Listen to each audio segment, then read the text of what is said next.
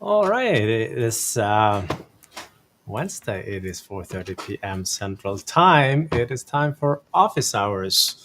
Feels good to be back on our normal time again, even though it was pretty amazing to do a live event from MMS last week. Oh, I agree entirely. I had so much fun last week, but with the last week and a half that we've had, I'm okay with a little consistency this afternoon.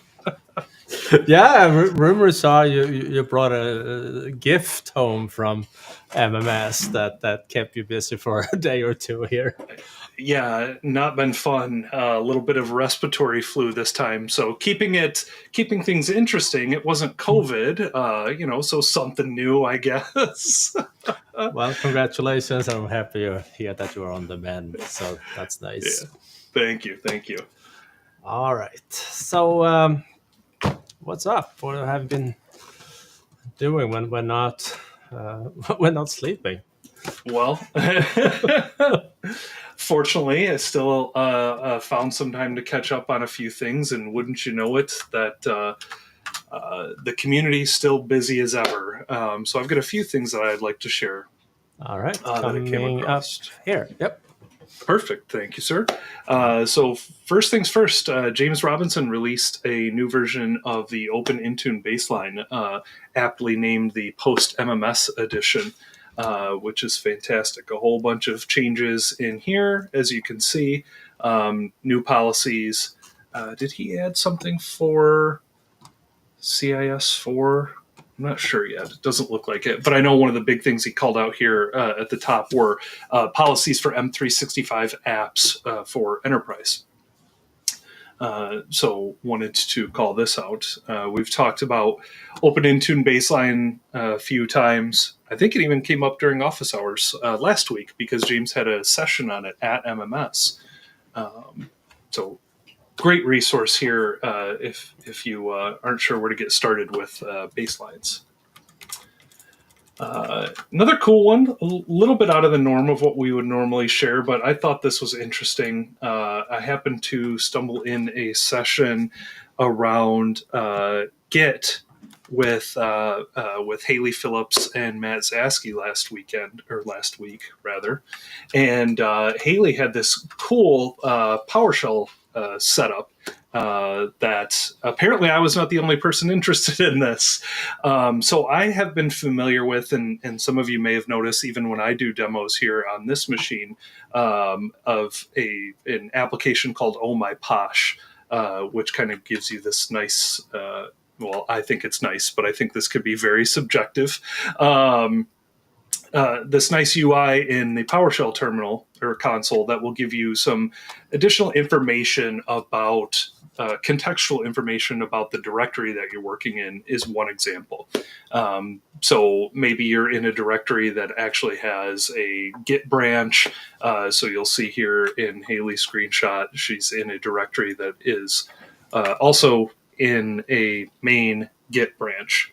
But she had some other additions in there. So I noticed, for example, when she started to type in some directories, the suggestions would automatically be populated just below where she was typing, and some other customizations as well. So I know plenty of people that like to keep their console absolutely vanilla. But if you like to do a little bit more customization, something that fits into your workflow, makes things a little bit more fun or interesting, or just more, most importantly, more efficient for you, definitely recommend checking out Haley's blog post here because there are some pretty cool recommendations, I think. Then I came across this one just posted today by Jose Shinardi over on the MS Endpoint Manager blog, Intune Mermaid.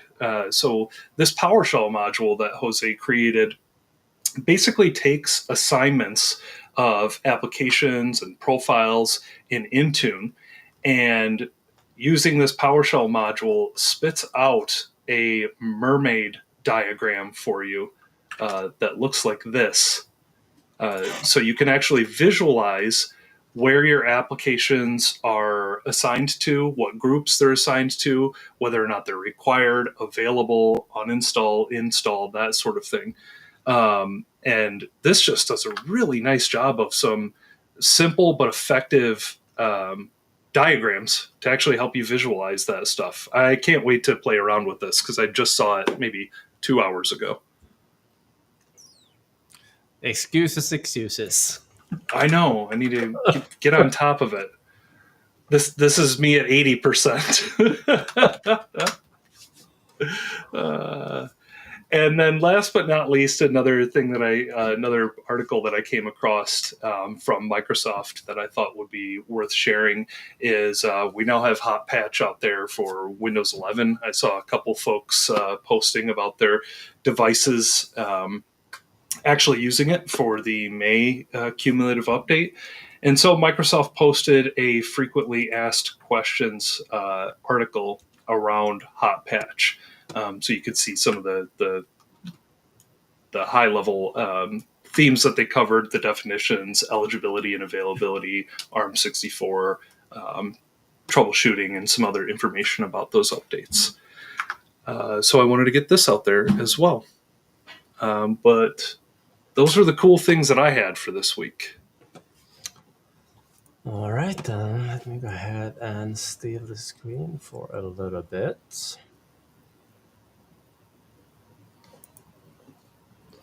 There we are. So first of all, a friendly reminder, our office hours live from last week, that recording is available. I believe it turned to be our longest office hours yet, an hour and a half, but still, there was a great content, some great questions and interactions. If you missed it, by all means, catch up on that recording. And speaking of MMS information, this is pretty cool. There is not just one, but there are actually multiple options to catch up on what MMS is all about. First off, Andrew and I, tomorrow morning at 9 a.m. Central Time, we will be doing what we call our MMS highlights. We spent about 45-50 minutes going through what we picked up from the conference, me mostly remotely, Andrew certainly live in Minneapolis. And then we also have our friend over in Bellevue, Washington, or the state of Washington, I should say. NWSCUG are hosting an event on Friday. So you can actually catch both. You can join us tomorrow and you can join this one on Friday. And they usually also broadcast these. Let's see. Yeah, they will do it online as well, Teams as well as in person in Bellevue. But I do recommend, if you have a chance to be in the area, go in person. It's always super fun to be part of those user groups over there. And as you can see here, they do also spend an hour in the afternoon about an MMS recap. So highly recommended. Then I stumbled across a tweet from Per Larson, former Microsoft MVP. These days he works for Microsoft, but he highlighted me on that there is a new episode of Windows in the Cloud where Christian basically sit down and interview the Intune leadership, Jason himself.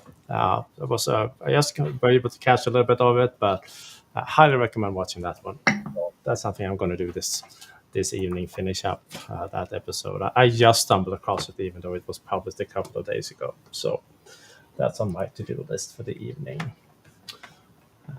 Let's see, what else? Oh yeah, that was a support tip. If you do stumble across SyncML error 500 types errors, there was a little troubleshooting guideline that Microsoft, one of their support engineer posted, Brett Locke here. But if you start to see that in your tenant, this is a little bit of information on what you can do to solve that. So figured it was worth mentioning. Then pretty much everyone at MS Endpoint Manager posted about this stuff. I picked Sandy because that happened to come up first, but if you are doing hybrid join with Autopilot, You shouldn't, but if you are, I mean, sometimes you don't really have a choice. Make sure to update your connector. And that's the connector for the offline domain join, because the old connector will be blocked starting July 1. You can be in for a bit of a surprise if you don't update that connector. I saw Steve Weiner actually did a video earlier today about us as well. I saw it popping up with the feed, but just make sure that you're updated on that connector if you are doing hybrid joins. And then something that made me all warm and fuzzy smiling was this one here, a troubleshooting Intune issues post. And as much as I love troubleshooting, that's not what made me smile. It was the platform. My IT forum has been back for a little bit now, but for those of you that didn't know, back in the early 2000s, 2004, 2005, my IT forum, that was it.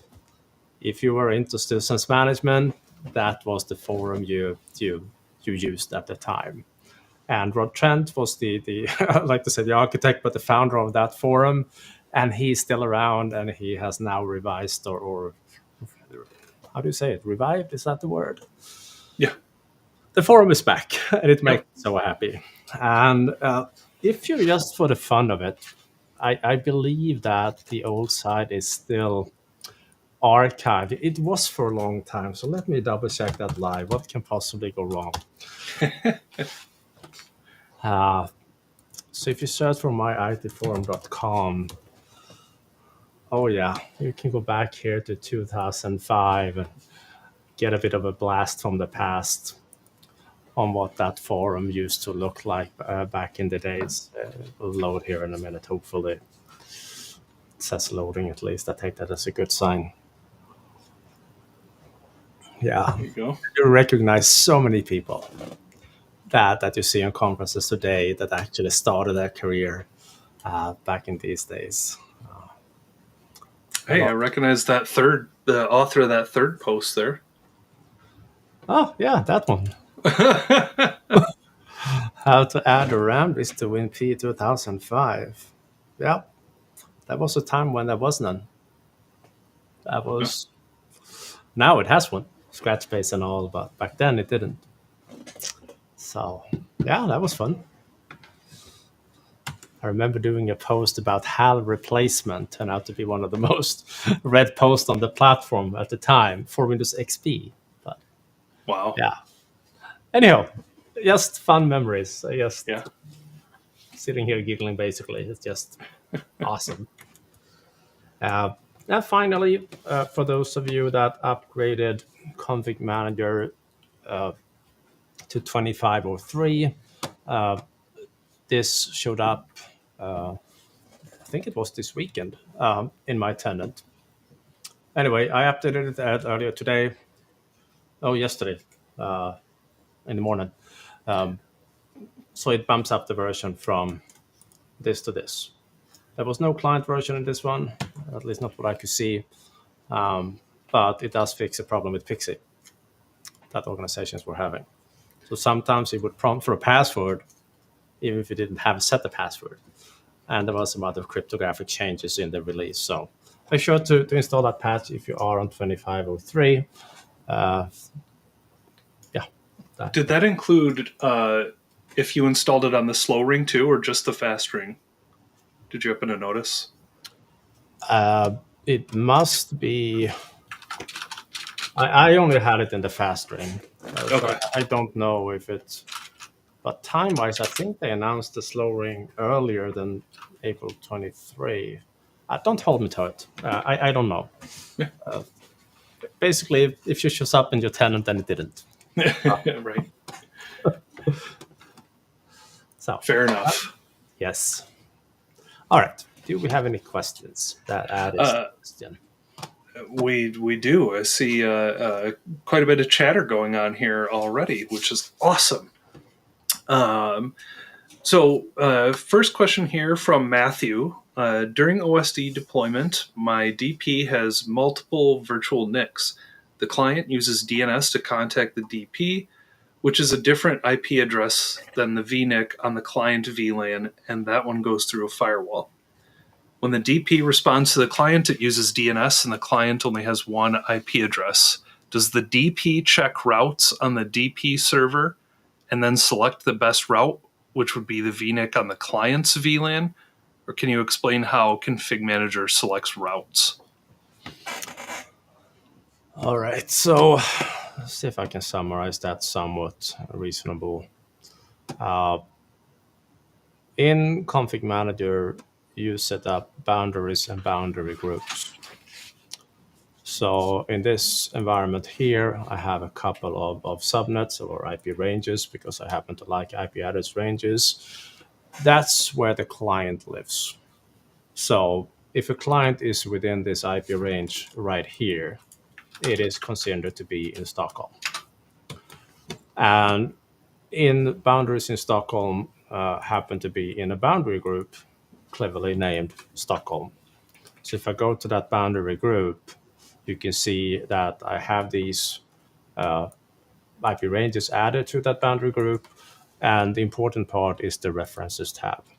That's where you add in your management point, distribution point, state migration points, and or software update points. The client tries to find the best path to this DP. It doesn't really care what network that distribution point is on. This is just how the client finds that which server to contact. So if the client happens to be in this boundary, it's going to try to use my DP1 DP or my CMO1 DP. And it's going to use regular DNS and name resolution and network routing to get to them. So if you have DPs with multiple routes to it, you will simply have to see what path the client takes to get to that DP. So you may have to talk to your DNS people and make sure that they have the right IP address associated with that name. So if I would go to a client, say this one here,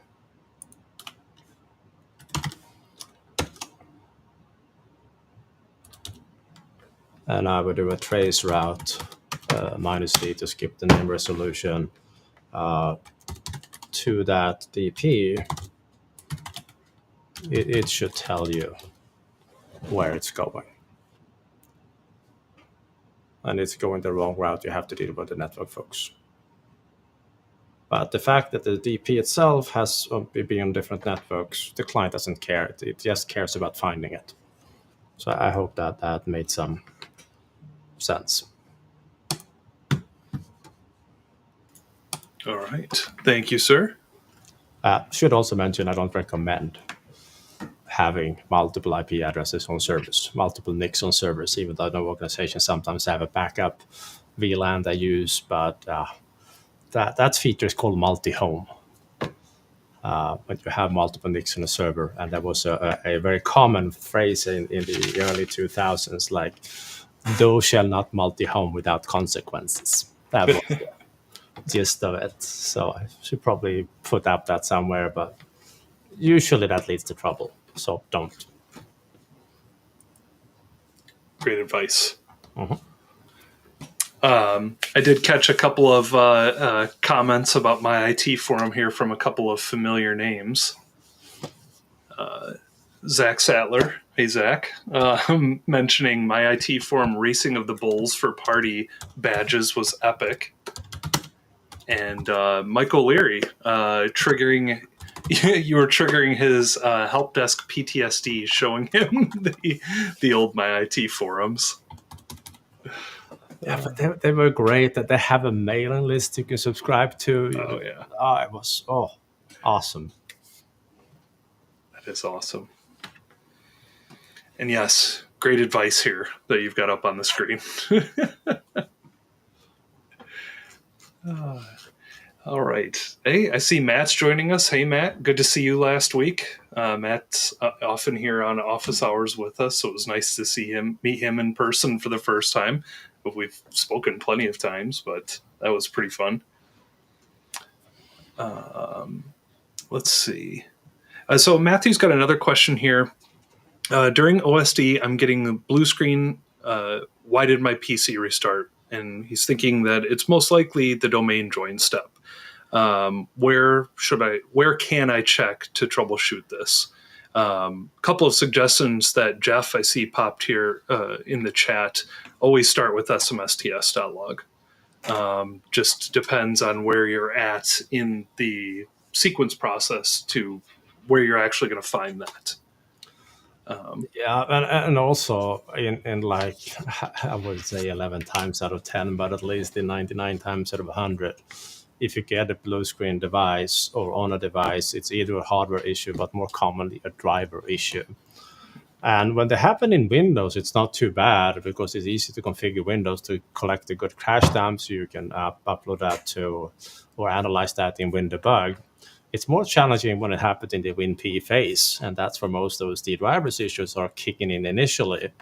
But it is possible to configure WinPE to actually collect crash dumps also. But there's always one idiot out there.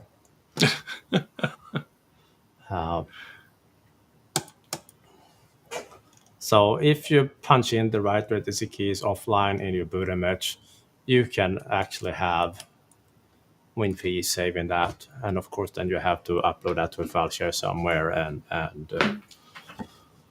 analyze it with WinDBG. So, and if you want to play around with this, there is a beautiful utility from sysinternals. It's called Not My Fault. You can download, or you can run that, and you can tell it how do you want the machine to crash. What error do you want to have at the moment?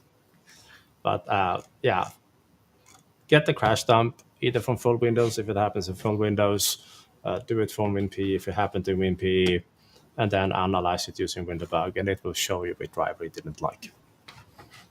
So that would be a good starting point. All right. I wonder if I have a crash dump saved somewhere. I was just reading. Matthew had a couple of follow-ups here as well. It's after Windows deployment, so I can browse to it from another PC on the domain. Could be drivers, so he's setting up a VM to test. Yeah, that's a good way because that pretty much eliminates drivers. Yeah, at least most of them. But I mean, if you have a memory dump from a device, I happen to have a couple here that I apparently saved at some point.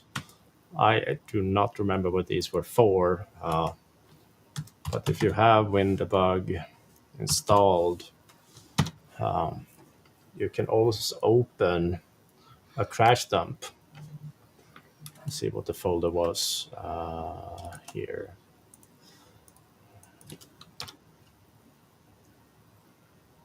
And you can do an analysis of that dump.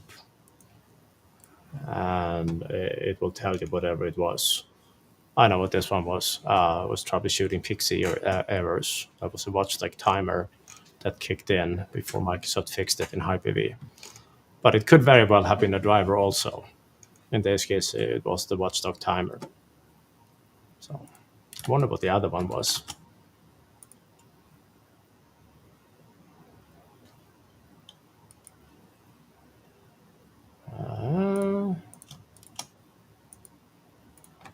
Close that one. Let me open this one here. No, that was source files.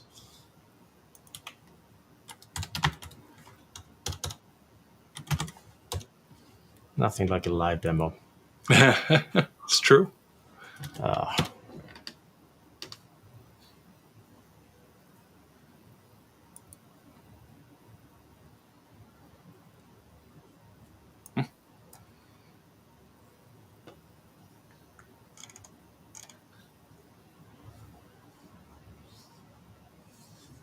I wonder if this was a similar problem. I don't see any drivers in here either. Oh yeah, it was a driver. This was one of my tests. Not my fault utility. This is so easy to run and just open. Even if you haven't run a debugger in your life, it's easy to figure out what it failed on. And then there are pretty good guides out there on how to analyze blue screens. So start there. That's the fun stuff. Well, something to do on a Friday or Saturday night, that's for sure. I mean, it's a really good skill to acquire. It's just I haven't used it myself, but Dan here in the comments over on YouTube mentioned that Blue Screen Viewer from Nearsoft is also a really good tool. You don't need the WinDBG tools, and it's a portable application. So, all right, even better. Don't have to install anything. Yeah, love that. Yeah, Nearsoft have some really nifty utilities. Isn't they that have the iOS crypto also? Was that other company? Yeah, I don't remember. But I know, I mean, to your point, they have a whole bunch of different utilities. I think I've used their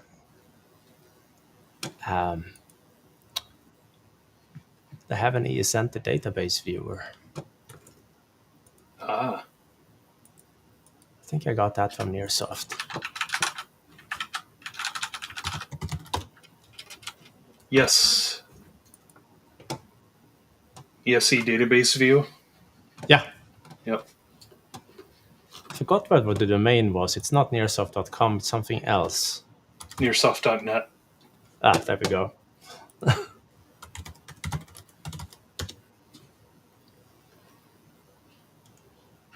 Offline registry editor, offline registry viewer. Yeah. Yeah, some good stuff.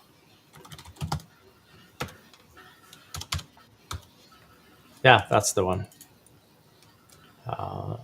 They also have a multicast testing tool. I played around with it at one point, but all right. Anyhow, cool stuff. They've been around for a long time also. No, I don't want to right now. Appreciate the offer, but no. All right. So Zach says, I've had some crashes that WinDBG points right at a driver and some that give me no indication as to what to look at next. I want AI to do it for me. Well, you never know. There will be an AI agent too. And I mean, there are agents popping up left and right now. I saw Ugo Cook just released a bunch of agents for Intune.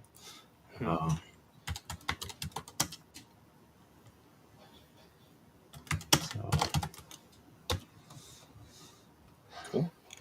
I see another familiar face and name in here. Jeremiah over on Twitter is joining us. He said IIS crypto is by Nartec. So close. Started with an N. Yeah, all right. It's a really good utility if you want to check your ciphers on devices and see what they have enabled or not enabled. It's good. It's funny because when I first read Nearsoft, I kept confusing it with Nullsoft. They had the installer many years ago. Yeah, so this little utility is downright amazing. Yep. And it's free. I use it all the time. Yeah. Great stuff. Yeah. I mean, essentially, it's registry keys that are involved in this, but it's nice to get GUI sometimes. Mm-hmm. All right. Richard's got a question for us over on LinkedIn. We are finally making the move to Intune. Currently, we're using a third-party downloader with ConfigMgr for peer-to-peer. What are your thoughts on that versus delivery optimization?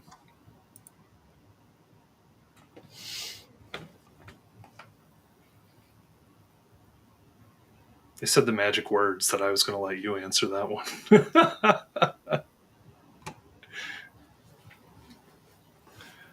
So, I mean, it's an interesting aspect of it all because depending on what you download, different technologies are used. So if you download a config manager package, there'll be one technology that is used to get that download down to your devices. So if you have, sequences and applications and whatever software updates in ConfigMgr, they will be downloaded with whatever downloader you configure it to use. It could be either the built-in Microsoft one, or it could be a third-party one. But updates to Windows itself, not the monthly updates, but like updates to components, Win32 apps, and other Microsoft-related technologies, they will be downloaded with delivery optimization. And currently, there are no extensions for third parties to hook into for those. So you always need to combine two of them, depending on what content you download. So right now, you can't really get away from delivery optimization. You have to use it to download that type of content. And you cannot really not download updates to Windows, not these days. Patching just half of Windows is a big fat no-no. It's just, you have to. You cannot patch 50% of the platform and hope you won't get attacked on that 50% you patched. So you have to combine. I'm biased in picking I happen to like the built-in platforms that Microsoft offers for ConfigMgr, branch cache and peer caching. And I like branch cache better than peer caching, but that is for ConfigMgr content. Delivery optimization is for other type of content.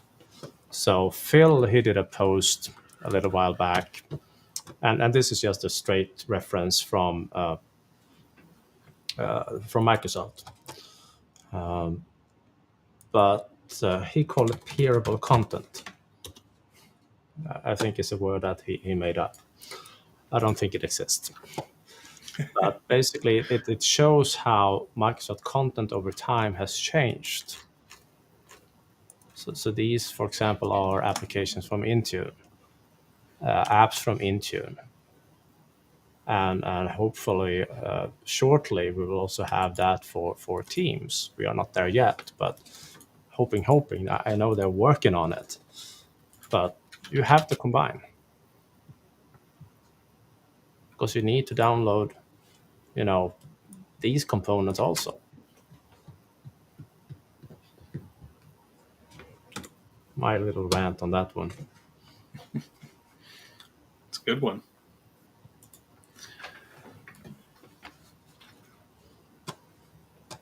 All right. I did see a follow-up comment here. Might get Zach excited. MCP server for WinDBG crash analysis. So I found, if you want to flip over to my screen for a moment, Johan. Yes, sir. I think this is the GitHub repository that's being referenced. Basically allows you to connect WinDBG and an LLM to do crash dump analysis with AI. Pretty cool. It's just a Python wrapper, it looks like. All right, then. That sounds promising. Very cool. Yeah. Thanks for the shout out there, Meccan. That's didn't know that existed. Me neither. But while you have your screen open, it's not on topic per se, but if you pull up that link I just put in the private chat here, this is happening everywhere. Mm-hmm. Agents popping up, both commercial ones and free ones, allowing you to interact with data in a very, very different way compared to before. And the interview I mentioned earlier of Jason, the Microsoft VP, they talk about the same thing in the few minutes I actually was able to view. What Microsoft is investing in terms of AI to offer optional or alternate ways of interacting with assistance management platforms. I mean, there are tens of thousands of AI apps now out there. It's just, I see new ones popping up to the feed every single day. It will be interesting. I think even the Pope addressed that in a talk he did recently. I saw just a news flash, like this is the biggest change in our lifetime in terms of how we get the information and stuff. AI is quite interesting. Yeah. Agreed. Local Pope, too, by the way. Oh yeah, from Chicago. Have hot dogs in communion. I don't think that will change. But No. The amount of memes that I saw with hot dogs without ketchup or drinking Malort, or I saw him in a Cubs outfit. It was nonstop. yeah. Anyhow. Yeah. Yes. All right. So let's see here. Matt's got a. Let me see. I just want to make sure I get back to where we were. Active chat today. Love to see it. Regarding Intune baselines. So Matt's using James Robinson's OpenIntuneBaseline. However, many of his customers have their own policies which are causing conflicts, and some are asking to change the name to match their naming convention. Also, I'm not sure I started to talk like that was a question, but I think it might have just been a comment from Matt. So yeah, causing conflicts, definitely something that we have to commonly work with in Intune. And I remember something about naming in these release notes at some point. He does have a beautiful naming. Yes, that is true. That is something that just also warm and fuzzy feeling. Absolutely. This project started in so maybe I guess that's all I was thinking of, was that he had basically changed it and put this naming out there at some point. So no, great comments, Matt. I mean, something that we have to deal with if we are going to implement something like this. Presumably with these, since when you're importing the baseline, if you wanted to change these names, you just go ahead and import and change them after the fact. But yeah. All right. So Sarah's got a scenario where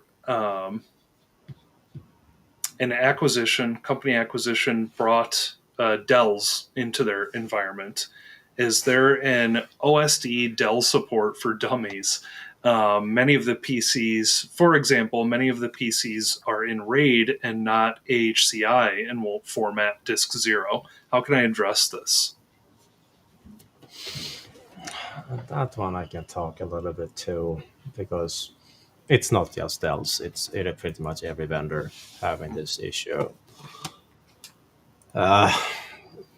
Long story short, don't use RAID. There is absolutely no reason. Configure devices for this one, and most driver problem goes away. If you absolutely must use RAID, say that you actually have multiple disks, which is rare, but say that you do have multiple disks, those drivers have to be imported into the boot image. And that's where it gets really, really interesting. And I just learned this a couple of years back, and I've been doing deployment for a very long time.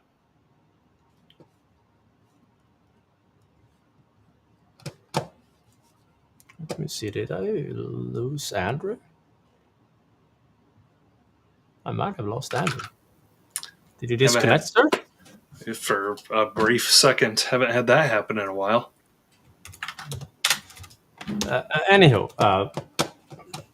when you add drivers to a boot image, the installation order matters. I did not realize that, but it does. So that's why vendors like HP, they start to name their drivers folders with numbers in the beginning. Because if you try to add in an RST driver, a VMD one, before the regular ones, it breaks. It will not function. But this is what you have to do. You have to import those drivers, and you have to make sure to import in the right order into the boot image. And there is a little bit of explanation on why that is here. So that is what you have to deal with. But you can also just skip this and just reconfigure those devices to use this. It's a better option. Vendors may say that, oh, it's so much faster to use RAID than AHCI. I was like, no, that is horse. No. you can't even measure that yourself. You have to have like a serious benchmarking program. For regular usage, the usage won't matter. Yeah. Maybe if you have like a high-end research computer, where you need every fraction of a percent performance better, possibly then. But I mean, I use computers all day. I would not be able to tell the difference in performance. So, long answer, but that's so. If you use RAID, you have to deal with the drivers in the right order. Otherwise, simply skip it. Awesome. Thank you, sir. Mm-hmm. And yeah, +1 from Dan here in the chat as well. Just switch them to AHCI when they image. Yep. Yeah. So easy. You can even automate that piece. Have the Dell CCTK tool or the command update, whatever they call it, configure those settings.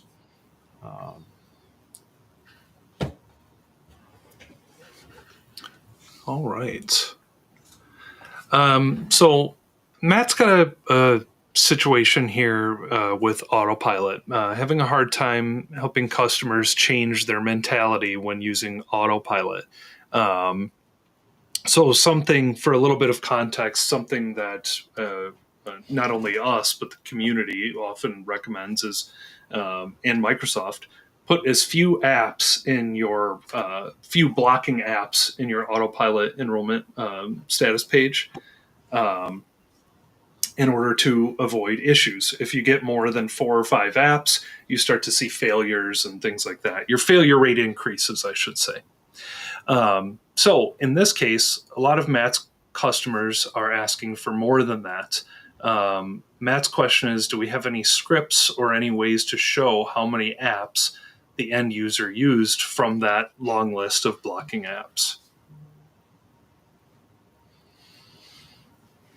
I mean, they are installed by the IME agent, so you should have those regular logs available to tap into to see what was deployed. I haven't configured or read an ESP profile through Graph. I'm assuming it's available. I just haven't done it. Can try. Let's see if there is a Graph call for it.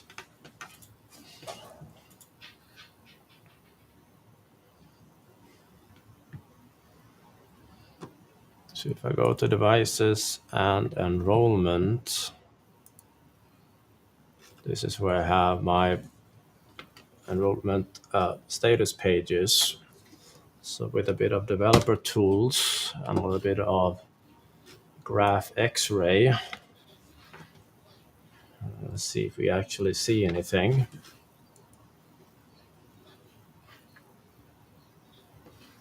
Yeah, it looks like it. It looks like there is a PowerShell commandlet available. It's part of that particular module. Let me pick one. I just go to properties to actually see those applications listed, because in this one I have a a couple of blocking apps here. Yeah, it looks like there are ways to retrieve the server side of things, and what groups they're assigned to, etc.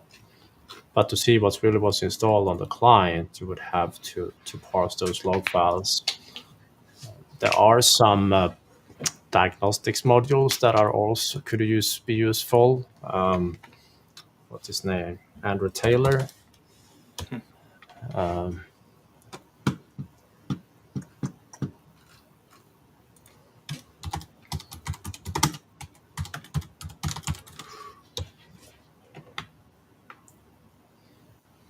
Yeah, this one, the community edition, that one might show you some information also. I think that one actually, yeah, it does include details about apps. So maybe try that.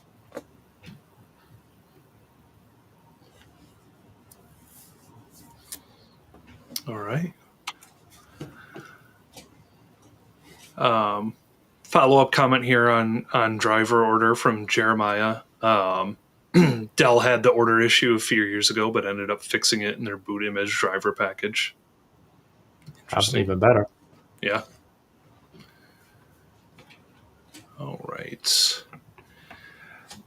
So Richard over on LinkedIn has an ongoing issue where an old version of .NET Runtime keeps getting reinstalled.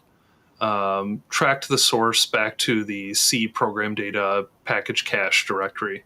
It gets reinstalled after a reboot as long as the installer is in that directory. Oddly enough, after multiple uninstalls and reboots, the installer is deleted. Any issues, just proactively removing the older version and then deleting the folder containing the installer. It's a CVE issue, just a subset of machines, and we've not identified any common software. That's an interesting one. Yeah, nothing I have seen. I don't know. Do not know. No, I mean, that's what I would test. Just proactively removing it and deleting it. But keyword there, test. Keyword test. I mean, it's not too complicated to just put together a script that will back up the content in that folder, or rather move that content in that folder to another location. So should there be a need to restore it, you can easily just revert that move and put it back.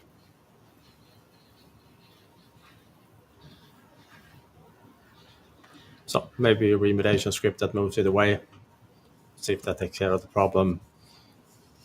And if you don't have any issues with it, then you can go ahead and remove that archive. Good deal. See a follow-up comment here from Meccan. Used the Get Autopilot Diagnostics community module to troubleshoot an issue with an app failing last week. That's awesome.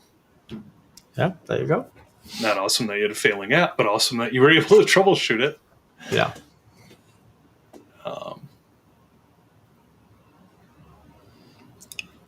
It's unfortunate that Microsoft basically stopped developing their PowerShell modules for Autopilot, but it's fantastic that the community picked up the slack. So. Yeah, definitely. So Amir's got a question here around they're thinking of revoking Acrobat Pro licenses from users who haven't used it in the last 90 days. Any idea on how or where to get that data from? Oh yeah, ConfigMgr, software metering. You know, the stuff that Intune doesn't have.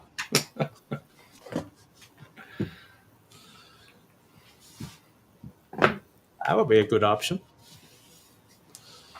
There is some basic app usage information from Intune, but it's heavily anonymized, and it requires that you are either 10 people using it or 14 people. There's a threshold. Yeah. You might be able to get it through scripts, find usage, but I mean, if software metering is what you need to do, you kind of have to use ConfigMgr for that, because it really has software metering. That's what you use it for. Yep. Or you have to buy a third-party vendor that has it. I was talking last year with a customer. They were moving away from ConfigMgr completely. They intended to, but they realized they had to buy so much additional third-party vendor software to be able to achieve the same level of application richness as they had and they needed to have at that point. So they ended up keeping it. Yeah, and I thought I had remembered this about Amir's environment. They are cloud only. Mm-hmm.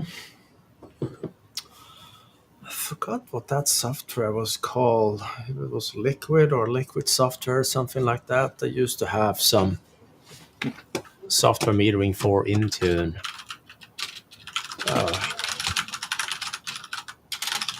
Memory is not. It's been a few busy weeks, put it that way. That is for sure. Let's see.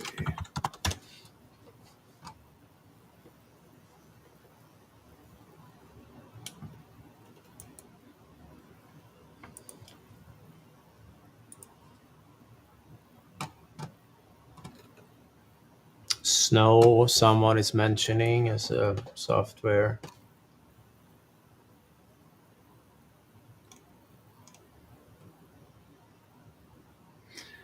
I think I stumbled across this Reddit post at one point too. There's some suggestions around app locker and audit mode.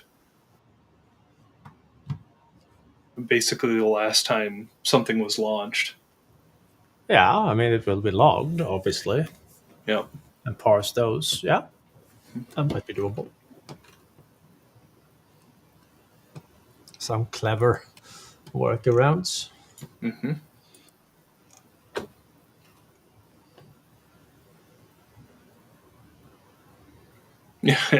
Yeah, where possible. Jeff mentioned here that with Edge fully supporting PDF documents now, just rip it out. Most won't even notice. I can think of some organizations that would not be entirely ecstatic about that, but from an IT admin perspective, I can appreciate the recommendation.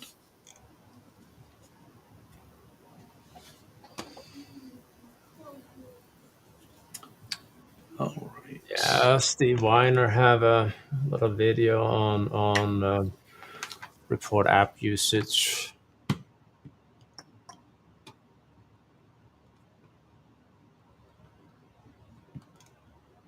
Yeah, you might be able to script something together, or you basically have to open up the wallet and buy a third-party solution that integrates with Intune to get that. Alternatively, use what you already paid for, that you have as part of the Intune license. And that would be ConfigMgr. Do the app locker logs go further than 30 days? I do not know, but log files can be archived. There are plenty of platforms. Splunk comes to mind. Or upload it to Log Analytics, the results, and bump up that retention time to whatever it needs to be bumped up to. I actually learned that, I think it was last MMS, that retention time in Log Analytics, you can actually set it on a per table basis. I think it was Donnie that pointed that one out in one of our sessions. So yeah, it should be doable. Thought for a rainy day, I guess. All right. Sean is asking, is there a way of setting up Autopatch drivers so that it applies the recommended ones plus the ones that we manually select?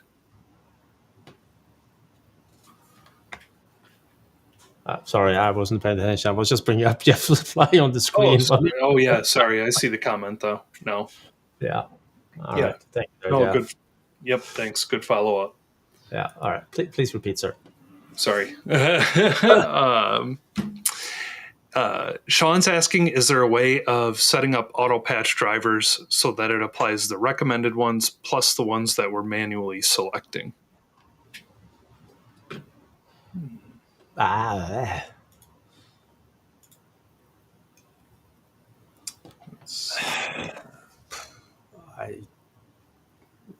The only way I can think of is scripting the approvals, but I don't know how that would interact with the Autopatch setup. Do you happen to know, sir? No, I don't. I would have said the same thing, unless I mean it's just another driver update profile. So if you have some manual ones, you might be able to just apply them or assign them rather to the same group or groups. But again, then you run into some potential overlap and Yeah, it just feels like there's a lot of things that could go wrong with that. yeah. I would probably recommend either or, like either you do use Autopatch for them, or you have separate policies that you either manually work with or have scripts that goes ahead and approve those additional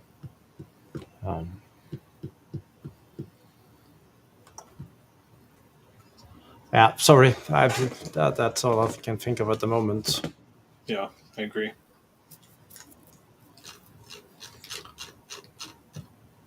All right. Let's see if we missed anything here. We're already at 5:28. What happened?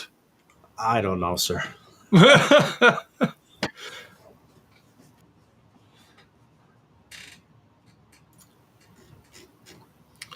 Just checking to see if we missed anything.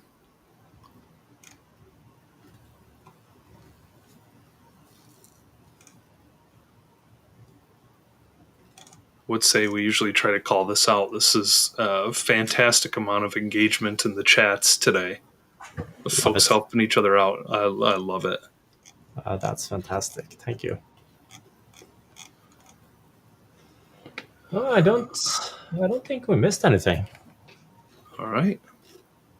Hey, it looks like we got a minute back. That's all right.